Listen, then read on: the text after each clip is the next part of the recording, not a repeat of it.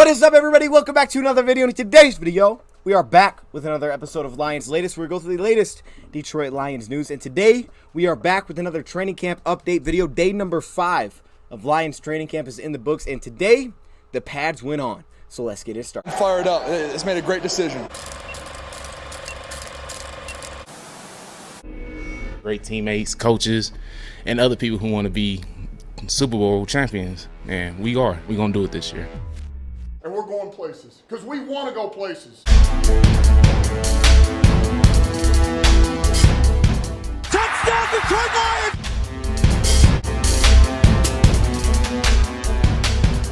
Before long, we're going to be the last one standing.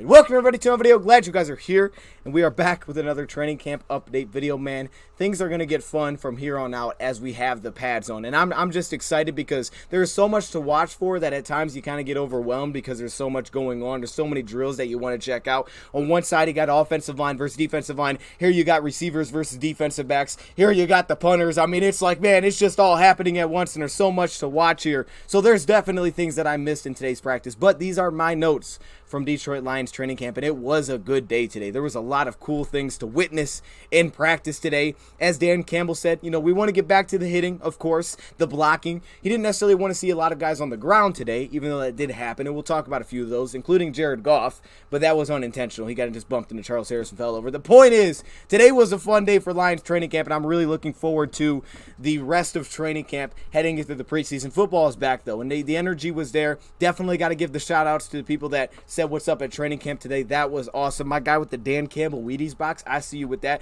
Got a couple of pictures in there. Of course, my guy Derek with the security there. Finally got to sign my guy's shirt. At the same time, that thing looks better in person, I gotta say. That thing is absolutely clean. It was awesome. That was awesome to get to say what's up and sign that shirt. So today was a great day at Detroit Lions training camp. Of course, I have to throw up this picture of the creators here. We got Mike, we got King in the building, we got Easy. I didn't know this was all happening today, man. I knew I was gonna meet Easy there, but then all of a sudden I pull in and here's Everything King pulling in behind me. I'm like, oh snap!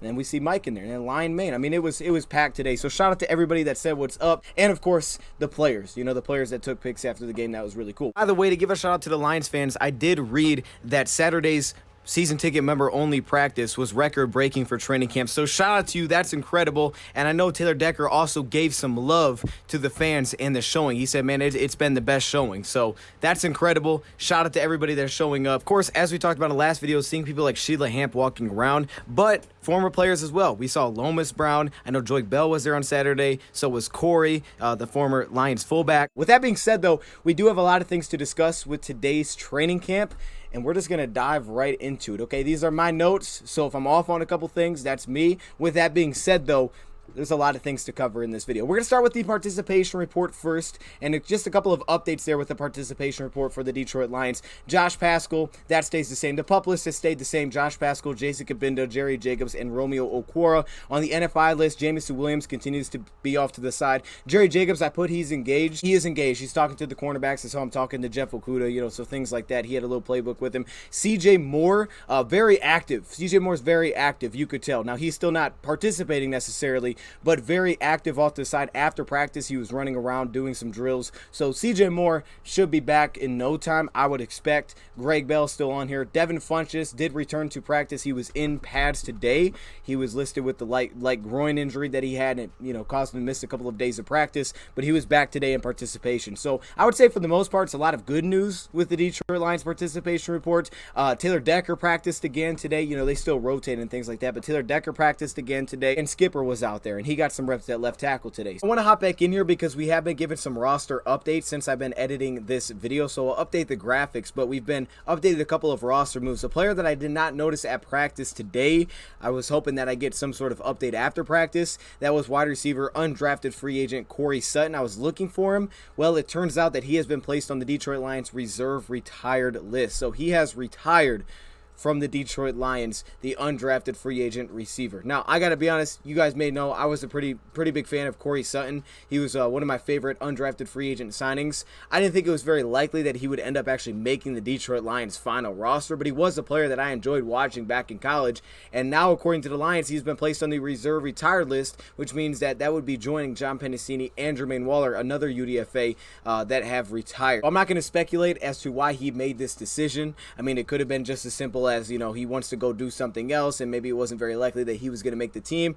but I'm not going to try to guess what that was. The point is, wishing Corey Sutton the best of luck going forward, and with that, the Detroit Lions have made a corresponding move as the roster spot has opened up, and that's signing running back Justin Jackson. So clearly this is someone that the Lions have their eye on, probably ever since Greg Bell went down with his injury, that if a roster spot did ever open up, that this was something that they would jump on if he was available still, and that is running back Justin Jackson, the former LA Chargers running back, the 26-year-old. Now, I'm not going to dive into this too much right here because I don't want to make this video super long because I'm trying to put all this in one. But with that being said, this is a running back the Lions probably have been taking a little bit of an extra look at since Anthony Lynn joined here last season because he was with the LA Chargers. With that said, there is a schematic fit with this player from Northwestern. He's the type of guy that's all about following his blockers. I mean, that's kind of running system he would play in, whether that was under center or out of the shotgun, pulling guards. That's kind of the system that he played in. And athletically speaking, he is incredibly agile, very explosive running back, a little bit more of an upright runner. So I guess I can kind of see some of the similarities there with a Greg Bell, and when we did the video on Greg Bell.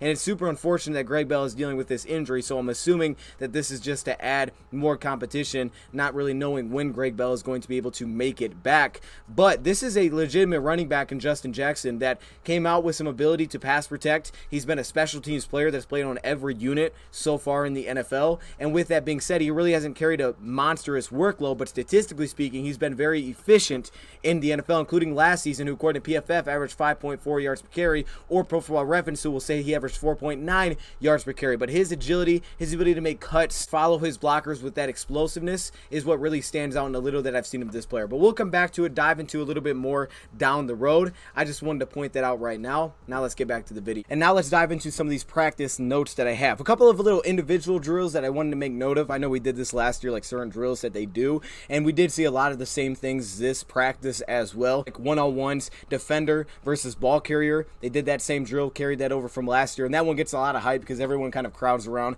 Not everybody carries the football, but everyone kind of crowds around. Everybody's watching, and it's tough on the defender. For the most part, the offense usually wins this drill, but at the same time, the Lions did lead the league last season in missed tackles with 132. So I think fundamentally, this is something that the Lions want to become better at. For sure, defensively, you always see them doing their tackling drills and things like that. So we'll get to that in a second. In terms of like quarterback drills, you saw them doing like kind of their zone read work because of all the play actions and rollouts that they have been showing and utilizing so far in training camp. And also, I will point out there was a receiver screen drill. I don't remember if I saw this last season. Maybe I did. I just don't remember. But like bubble screens where you'd have one blocker and you'd have the one receiver, and they did a lot of work with that. I've seen a lot of screens so far. Receiver screens seems like they're still going to be a pretty big part of this defense. They were a big part of the Rams defense. It just makes sense for what we do schematically, especially if you got some shot takers over top. But with that said, we got a lot of guys that thrive with the ball in their hands, and we have receivers that will block. So they were working on that before they, got to team drills and things like that. We got to this kind of crowded around one-on-ones. I didn't get every single rep. It was going very fast. I don't know exactly what the measurements are, but it was like 10 yards. It seemed about 10 yards long, maybe about 10 yards wide, where the rusher against the defender, and it was kind of on an angle. The defender would try to make the stop, and the guy with the ball tried to score, and you basically had to make a miss. Now there's a couple reps you get in there where the guy kind of just runs around him, and it's like, oh, that's okay, that's rough. But there was also some fire reps as well, and it started off with a bang. DeAndre Swift busted out a spin move and won his rep, and I was like, okay, we're rolling now. But it was going really fast, so I know I missed a few in there, but to start it like that was outstanding. Then you had Jamal Williams, who was brought down by Alex Anzalone, so the defense got that rep, and I made note of those because, again, most part, usually the offense wins, but Alex Anzalone made the tackle. tackle here. There was a few extra yards that he gave up. It wasn't like he just stopped him in his tracks. You're not going to do that with Jamal Williams. By the way, shout out to Jamal for that hype video they put up on Twitter. I think that was Jamal Williams like hyping everybody up. That thing was fire, man. I didn't know Jamal had that in him. I know he's got the goofy side and all those things, but man, he got me hype watching that. With that said, though, he was tackled by Alex Anzalone, so I had to make note of that. And then there was a guy named Jermar Jefferson. You may have heard of him. I might be a fan of him. I don't know. With that said, though, he was pretty much incredible from what I saw today, and especially in this drill, it was like, okay, he probably had the play of the day. With that said, though, he was great in last year's training camp as well. Started with Jermar Jefferson breaking a Josh Woods tackle, then he moved on to Godwin, who also won his rep against Malcolm Rodriguez, and then Anthony Pittman, okay, and I definitely had an eye on Anthony Pittman just to see what he was doing. There's a couple guys that stuck out in the linebacker room, we'll get to that. Anthony Pittman, though, had a really nice tackle on TJ Hockenson. Now, Hockenson isn't the most shifty, so I'm not going to say this one was like the most impressive one, but he did have a good tackle on TJ Hockenson. You got to believe some of those are coming from the fact that he's playing as an edge position and off ball, so that's the kind of matchups that he's going to see a lot of the time, and he has to be able to handle some of those bigger weapons, so why not put him on TJ Hockenson? It makes sense to me. Tom Kennedy broke Amani's tackle. Amani, this is an area they're trying to work, is the open field tackling. I would say consistently getting power, leaving feet, a couple of things to note there. With that said, though, Tom Kennedy, won that rep. Trinity Benson scored on Bobby Price. Then was probably the play of the drill, and again, I probably missed a few in there, but it was Jermar Jefferson lowering the shoulder and running over A.J. Parker. Now, I would say on paper, that's probably not the most fair matchup, just size-wise. It doesn't make a ton of sense, but that could happen. You get out to the secondary, and you're like, all right, you got to bring him down. You got to get low. Well, Jermar Jefferson got lower as he ran over A.J. Parker, and that's probably the loudest it got throughout that drill until the end. And then James Houston made a nice tackle, and that was someone that Dan Campbell and Aaron Gleb both said that they were going to be keeping an eye on once the pads got on. Then Jermar Jefferson scored again. He kind of went around Tracy Walker. Godwin put a nice juke on Deshaun Elliott. St. Brown ended off the drill with a bang. Of course, they leave them for last, and last year we saw him jump over Jeff Okuda. Well, he ended it with a bang as he did another one of his signature hurdles, and he hurdled over. I thought it was Tracy Walker. I've heard it was Bobby Price, so I'll rock with that. I thought it was Tracy Walker. Either way, I think it was Bobby Price. Hurdled and scored, and that ended the drill. And there was a little bit of trash talk there. You could tell he actually threw the ball, and I don't think he was throwing it at the player. He was spiking it, just kind of aggression, some of that emotion. It hit a couple players in the ankle, but he just threw it down afterwards. It's like, all right, that's how you wrap up a drill. So Amon-Ra St. Brown picking up right where he left off from last season in these drills. Moves you on to a few of the notes that I have from the wide receiver versus defensive back drills. Again, I didn't get all of these here because they had a lot of individual drills going on at the same time, like group drills, so I definitely missed a few of these. But wide receiver versus defensive back, one of my favorite to watch from last season. I got a couple of notes from it. First off, Khalil Pippleton, you saw him beat Juju Hughes on a really nice down out and up route. Oh, that was clean. Hey, he definitely can get over top. We've seen that with Khalil Pippleton. DJ Chark, who he didn't necessarily dominate this drill, but this was an incredible catch. They had Bobby Price in very tight coverage.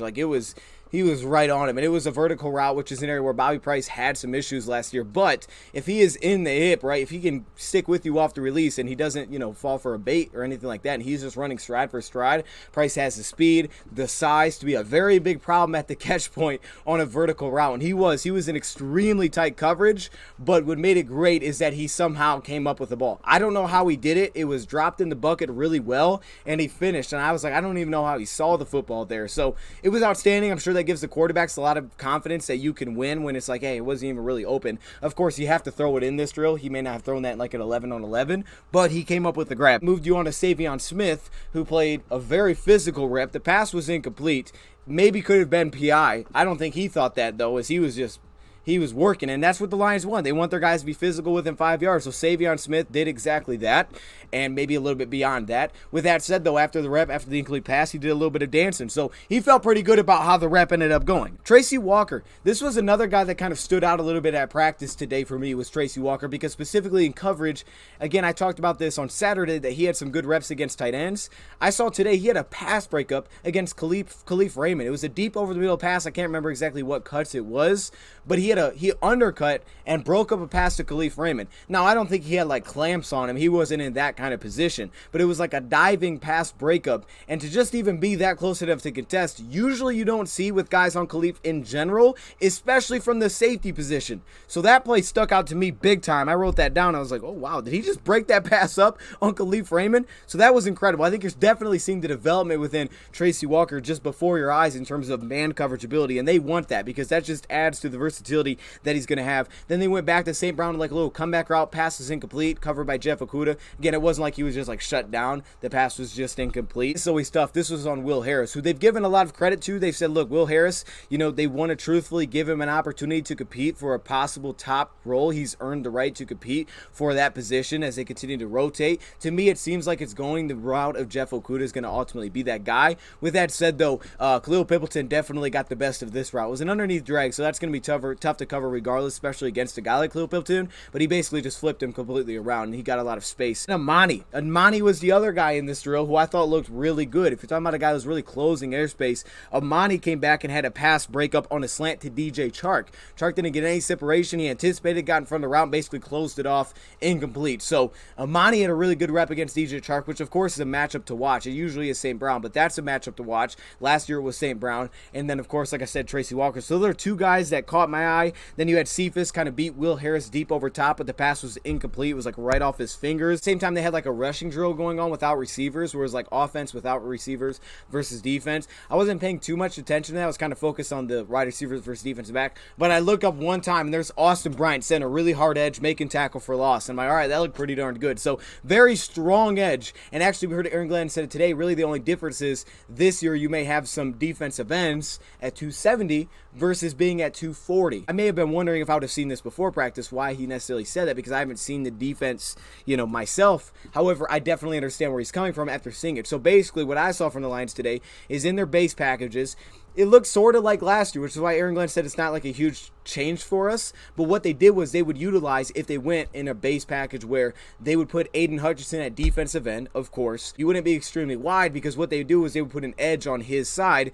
They did this on both sides. They gave you kind of like the 3-4 look type of vibes where you had two guys up. What they did was they would put like Charles Harris at edge and they'd put Julian Okwara at edge and put them both in stand-up roles. And as Aaron Glenn said, Charles Harris is playing the same role he played last year, a Sam backer. So that's what he did. He played like a Sam backer stand-up. Julian played opposite, edge rusher in their first unit. That put Aiden Hutchinson at defensive end, so he's a little bit more in an interior role, but it's still defensive end. As he said, instead of being 240, he's about 260, 265 playing that role, and we know he can do it because he did it, and he was dominant back in 2020 in the few games that he played. And then they would put guys like Lee McNeil and Levi or Michael Brockers along the rest of the defensive line. That was in some of their heavier base packages defensively, and that was exciting because I'm like, I know Aiden Hutchinson can play here, but why flexibility? Why are they saying John Kaminsky is like kind of mimicking and playing a lot of the same positions Aiden Hutchinson is? That's why. Now I've gotten to see it because John Kaminsky, who was great today, is a very tall, long,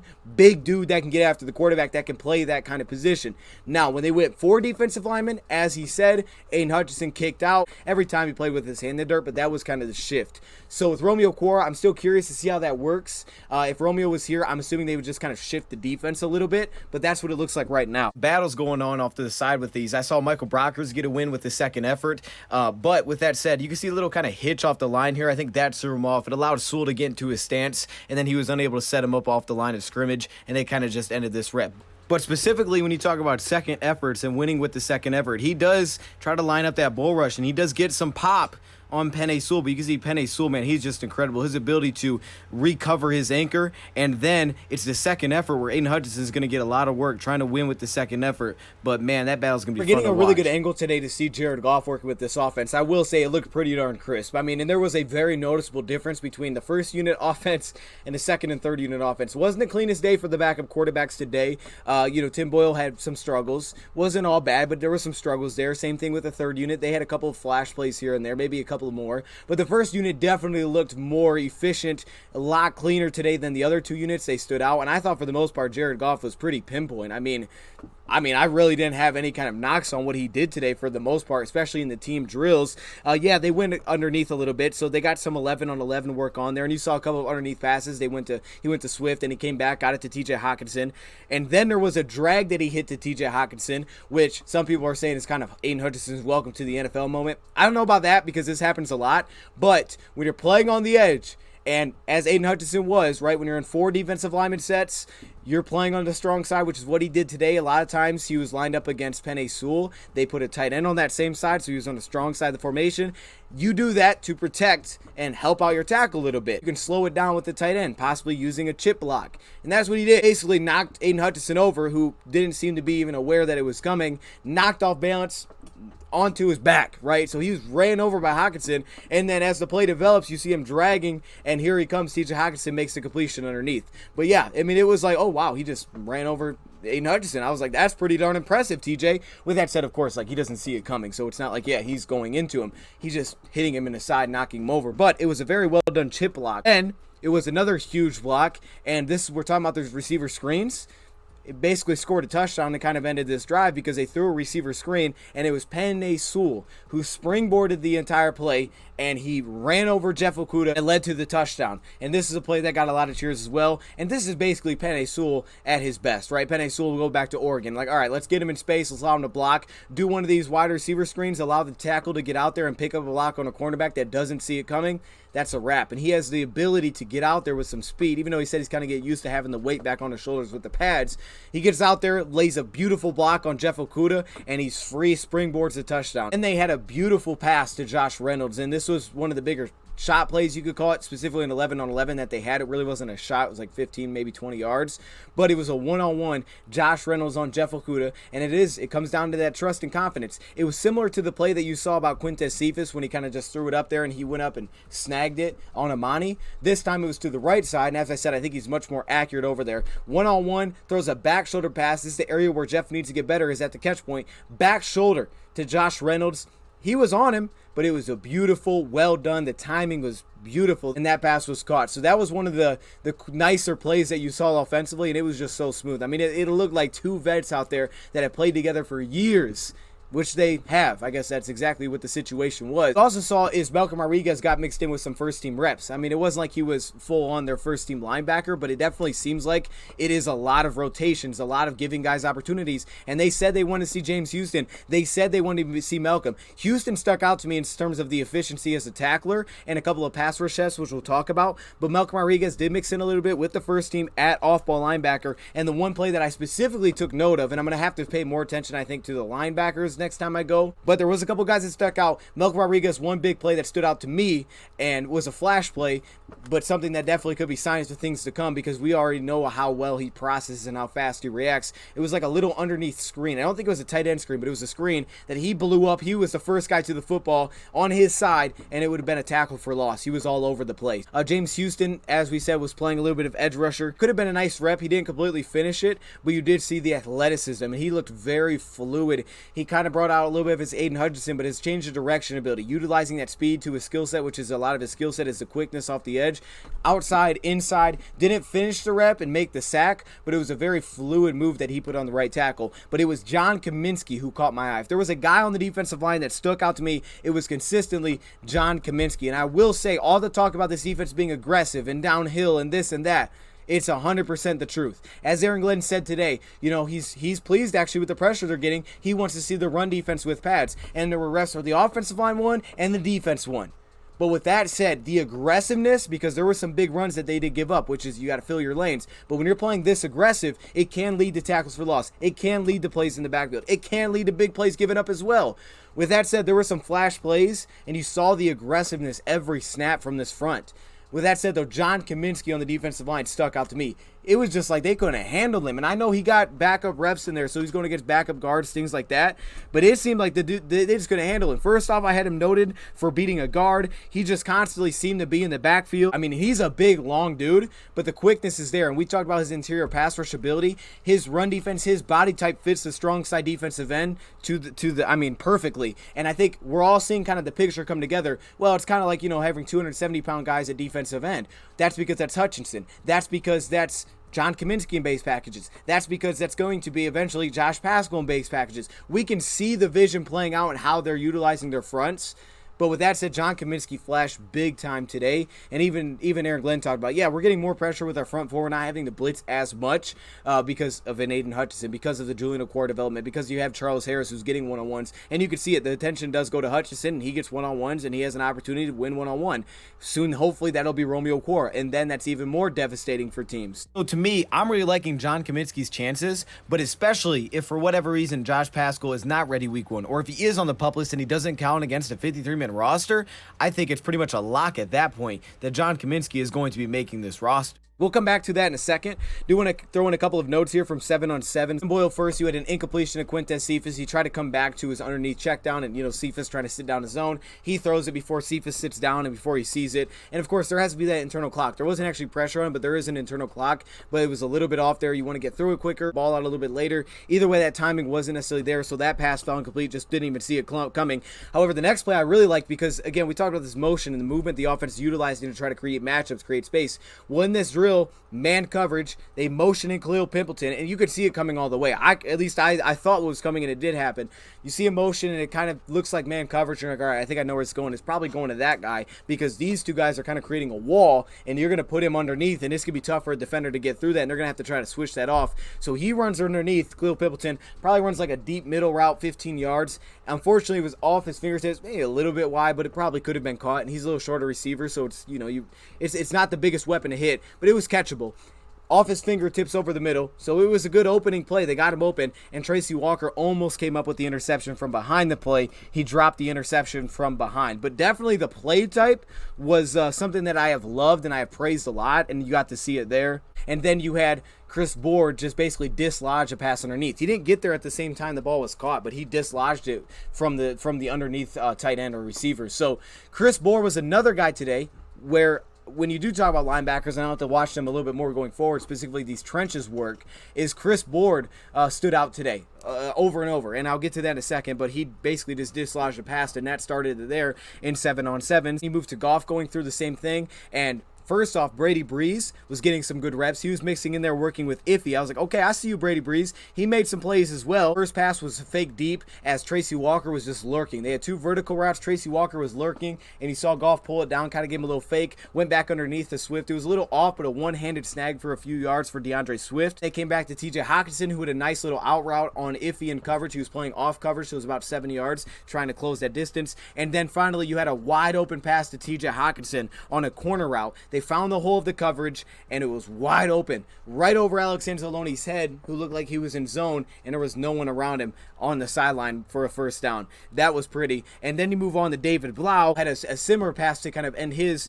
This one went to Tom Kennedy instead, who had a nice little toe tap. Juju Hughes in coverage on the sideline as well in time of a corner route. So similar kind of concepts, and they hit that to Tom Kennedy. But definitely the first unit looked a lot smoother, more crisp, and Goff seems to be, to me, getting through a lot of things much faster. He seems to be more decisive. I think that's the best way to put it. Much more decisive. And that doesn't always mean decisive in, well, he's just taking the shot every time. I mean decisive in terms of he's saying, look, it's not there, move on, right? Not getting to the point where you're like, okay, it's not there, but let me just keep checking and just see if it could be there. Like, it's not there, where do I need to get to next? And if that's here, completely moving his eyes and getting off it a lot quicker. That's what I'm seeing. That internal clock has to be, of course, sped up. You can't hold the ball for 4 seconds, even though there's no pass rush, and they have to understand that. That's why they blow it dead.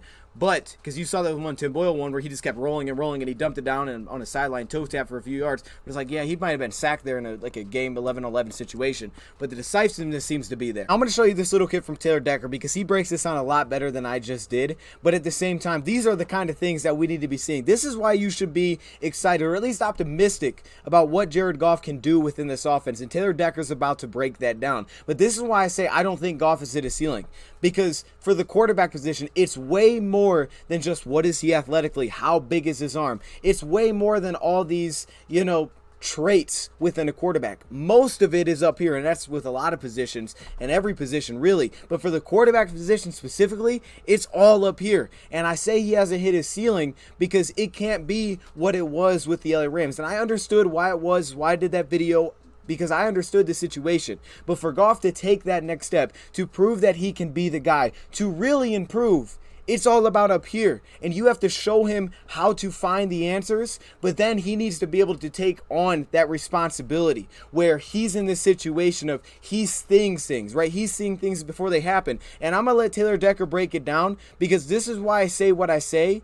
And why I think today my immediate takeaway from Goff was he looks way more decisive than anybody out here. This pass game is clicking, and he is just getting off of reads a lot faster. Was it perfect? No. But this is why I say that. Listen to what Taylor Decker has to say. Starting in OTAs, I remember I came in and talked to the OC, and he's like, Jared's been in here already getting the playbook down, digesting the playbook, because he wants to know every single thing that we got going on in the offense. He wants to know whether we need to bump the point on this, every single alert, whether it's unblockable free safety or play side safety. Like he's trying to get everything down: run game, checks, pass game, checking the routes. And out here the first week, 4 or 5 days of practice, you see it. Mm-hmm. He comes up to the line. If we have an alert play, he just alerts it right away because he already sees it. And that allows us to play fast. That allows us to get up on the line at the line of scrimmage. So he's helping the entire offense. So we talk about the tempo and things like that. Definitely a part of it, right? Because if your quarterback understands it, he can alert to what he's saying to, hey, let's go to this. We can check it to this. But it's hard to have tempo if your quarterback doesn't really know what's going on and get consistent results. So you can have tempo, but you're not going to get consistent results if the quarterback doesn't know what he's saying. I'm going to let him continue and finish this. By just he's taking a ton of ownership of it. And he's out there throwing dimes. We know he can throw those dimes, and look at that smile. We get excited that if we give him time, we know a big play's going to be made. So I think he's taking a lot of ownership to be able to come up there, run the show. I got it. Don't even need anybody to make any other calls. I'm going to run the show. And it started in OTAs. I remember talking to Ben about that the first day, and then we see it through OTAs. Then when it's full speed out here, you see it. It was like, hell yeah. Yeah. Like, we need that. We need that. We need every single guy at their position to know exactly what they're doing, what the checks are, how to accomplish your assignment on the checks. So I'm excited for him. So there you go. I mean, I'm just going to let Taylor Decker explain it because he just broke it down.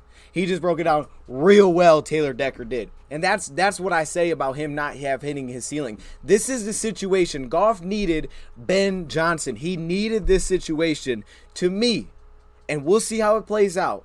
But he needed this situation to have the opportunity to become a franchise guy, to have the opportunity to become that guy and really take that next step as a player. He needed this situation where Ben Johnson could help him and he could show him things where they can work together in the offseason, putting together this offense and how they want to do things that he's comfortable with, putting that ownership on the quarterback, trusting him to do it, and that forces Jared Goff to take on that accountability and responsibility to, I need to know this. If I'm going to take that next step, I understand the contract situation. I understand what's going on here. You gave me the pieces. We work together to do things that I'm comfortable with. I need to now take on that spot of, hey, look, I need to learn what's going on because it is up here with the quarterback position. I think that's why you see, guys that as they get older, they really start to shine. They really start to understand because they're seeing things. They get it. They get it, right? It's not all just, well, hold up, that's not there, because then you're playing slow. This is what I'm talking about, and I'm glad Taylor Decker just broke it down. Shout out to Decker for that. Trust in the playbook, trust in the play calls, trust in Ben Johnson, and trust in your playmakers to, when I put it up there, I don't have to second guess. They're going to at least knock it down. They're going to make a play on the football, and that's where Chark and Josh and those guys have seemed to bring that, as well as Quintez Cephas, who brought that last season. That's why you saw that connection grow so fast. In terms of some of the scrimmage they went through, one of my notes, my first note, Ali McNeil popping through the line of scrimmage, you just saw the aggressiveness within the defensive line. You saw him get into the backfield. There was a couple big runs that were given up where the offense won the battle, and there was a couple of run stops, tackles for loss that were given up. So they're trying to work on consistently filling those gaps and winning their one-on-ones because you have to. You got to get upfield. You got to be explosive versus zone run. You have to get into your gap because otherwise you can give up a big run with the aggressiveness that they're trying to play with. Next play, Aiden Hutchinson probably would have had would have been a sack. He was working against Brock Wright, I believe, the tight end, and he kind of did like a little rip through. It wasn't the cleanest win, but it forced Goff to kind of roll out, and they blew the play dead before he threw it to Josh Reynolds, which was caught, but I believe it would have been a sack, so that's why they blew it dead. So you saw a nice little win there again from the strong defense fence side. So he's always working against the tight end too. too. This time he got on the edge against tight end, which is where Charles Harris made a lot of money last season. And you saw like immediately what probably would have been a sack. And you heard Dan Campbell say it, like they kind of know what they have in Aiden Hutchinson. They want to see some other guys. The next play was a sack. So you had back-to-back plays, which I would have said were probably sacks. As this time Alex Anzalone got back there on what was a blitz, and he got on there back there pretty quickly, as well as other players, and led the way to what was a sack. So I think back-to-back plays you actually had a sack, and that was kind of their stint. So it's like, okay, defense won that battle for sure. Pittman getting some reps at edge, I didn't know. Then you move on to Chris Board, who stood out to me, because it was Derek Barnes and Alex that seemed to be kind of the ones. Chris Board, bam, first play. Shoots through, tackle for loss, jumps his gap. You had Charles Harrison kind of a free rush off the edge. I'm not sure if he was blocked or not. I just saw him kind of running free, so I'd assumed he got free. And it was on one of those kind of play action rollouts, and this was for Jared Goff. So he was forced to quickly just kind of play action, roll out of the gun, and just throw it. But, you know, there was no one that actually had a legitimate shot of catching the pass. It was so quick in the play. So somehow they got a free rusher, or somehow Charles just won that fast. I would assume it was a free rusher because of how fast it was. But if he won the rep, then hey, credit to him. Either way, it forced an incomplete pass very quickly. The offensive line came back and won, and they basically created what looked like a wall, and it did. It was like they just moved everybody, and there was like no one getting any sort of penetration, and DeAndre Swift probably picked up more than 5 yards, but just ran straight. I mean, there was like a wall that they literally created before he got touched, and I was like, all right, that's the offensive line that we like to see. Then DJ Chark came back with kind of a deep curl, nice sliding grab, like boom, off the frame a little bit, on a play action pass. That looked smooth, and then they went back deep to Trinity Benson, who also mixed in with the ones a little bit, so it seems like a good nod for him. They didn't connect on the deep shots, but he definitely got some space deep. And then was the big play for the offense was a run, but it wasn't your normal handoff. It was actually a jet. They've been doing a lot of fakes off. Did a nice little sweep to him. I was completely fooled. I was like, where's the football? And then here you go. Here comes Amon-Ra St. Brown. Probably 50 yards downfield, and Deshaun Elliott actually stuck with it, and I think he actually technically brought him down, but it was huge, and it was like a touchdown type of play. So the deception was there, and the reason I think that's happening is you're seeing is that the Lions are doing a lot of the same formations, a lot of the same concepts, which is what we hit on back in the offseason. You should definitely check out that video where we were talking about Ben Johnson, the first one, and how we're going to have concepts, and how they make things look similar, how the tempo plays like this.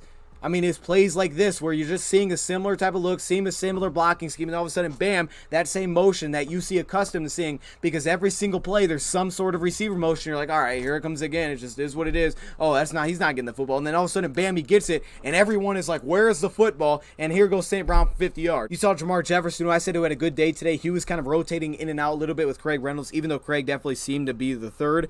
And that was led to a Tim Boyle pass, which stuck out to me. Again, play action out of the gun, roll out, put it on. It was kind of like the Tom Kennedy one. This time, put it right in the hands of Zylstra, but he dropped it. Garrett Griffin mixed in along as a tight end, but he didn't get the football. This time, he had it right in his hands, chance to make a play, Shane Zylstra, and it just was right in the pocket. I mean, it was right there, and it just bounced off him. Godwin caught my eye. He had a really nice blitz pickup, but it still turned into a sack because of how long they held the ball, but also how many guys got into the backfield. And then, to wrap it all up, Brady Breeze, my guy, I love me some Brady Breeze, had a nice little pass breakup, undercutting a route from the safety position. It was probably late, but Nolan Given over the middle. You don't really want to throw over the middle late, but Brady Breeze, you saw him just undercut that, and it led to an incomplete pass. So definitely a good note there. And that leads us to a couple of special team notes, and I want to make this clear because Dan Campbell said that, Chase Lucas stuck out on the special teams. He was standing right next to this special teams drill and watching it. The guy that stuck out to me through this drill was Anthony Pittman. 2 times, he absolutely locked up when blocking. Not trying to allow the defender to get to the returner. They were trying to hold up and block. 2 times he absolutely shut it down. I mean, he shut it down. The second time was against Julian. Just shut it down. There was like no movement. Anthony Pittman had 2 fantastic reps there. And Chris Board had a really good rep. So Chris Board flashed a couple times at linebacker, and then he flashed there, and I'm like, okay, I can see why they like Chris Board as well. Jared Davis didn't do any work with the special teams here, so take that what you will. Neither did Malcolm. It was just like those kind of guys. In the personal protector role, because it wasn't CJ Moore, because of course he's not playing right now, it was Tracy Walker and Will Harris seemed to be mixing in at that spot as well a little bit. Seem all to be impressed with Aiden Hutchinson. They definitely, both coaches brought up they wanted to see Aaron Glenn and Dan Campbell. They want to see more Malcolm, and they want to see James Houston with the pads on. They want to see with the young guys.